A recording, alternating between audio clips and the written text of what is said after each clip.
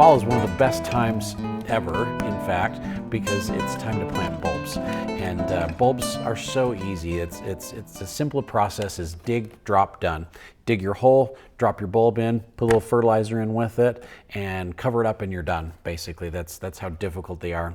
Everybody, when you think about fall bulbs, they're gonna be blooming in the spring. Everybody thinks about tulips and daffodils, but there's some other great varieties that you can plant that really will add color and variety to your yard in the springtime that you plant here in the fall. So we've got one of my favorites is allium, and the allium is in the onion family, and the bulbs are massive and the flowers are gigantic also. So these are the giant allium bulbs, and they produce big purple flowers that look like really, really large onion blooms, and they just multiply year after year after year. So all it takes is you plant one of these, and then the next year you're going to have 3 or 4, and then next year you're going to have 8 or 10. They're just going to continue to multiply over time. So the alliums are a lot of fun to grow, and they get really tall. They'll get 4 feet tall, and the flowers are like almost volleyball sized on there. So some really, really fun and different bulbs when it comes to planting in the spring. Crocus are one of the earliest bloomers. You plant those. I like to plant them in clusters. The bulbs are a little bit smaller, but we'll plant them in clusters of 7 to 12 bulbs, and they come up in this big cluster of color.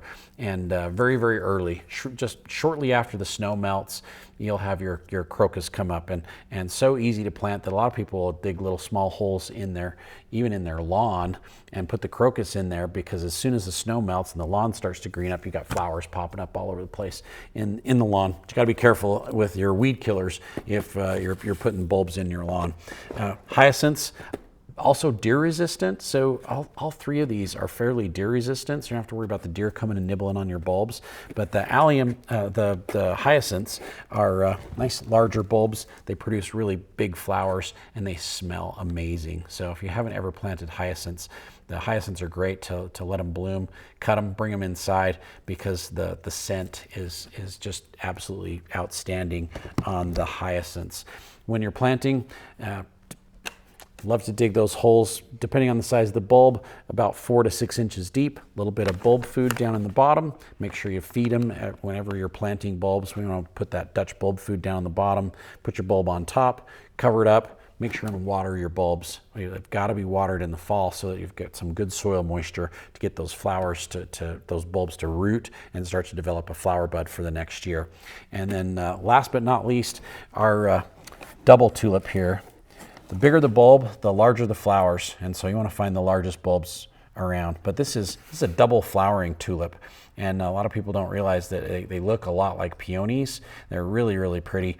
Peony-shaped flower, lots and lots of petals, and just a really different shape, and they come in a lot of different colors as well too. So here at Anderson's, we'll have about 70 different kinds of tulips to choose from, and a whole bunch of different daffodils, hyacinths, crocus, allium, and a lot of other unusual and unique bulbs that maybe you haven't thought about for planting for the fall. But once you get those planted and get them going, they'll be amazing, and you'll enjoy them all spring the next year. So fall bulbs here at Anderson's, it's time to get out there and do some planting.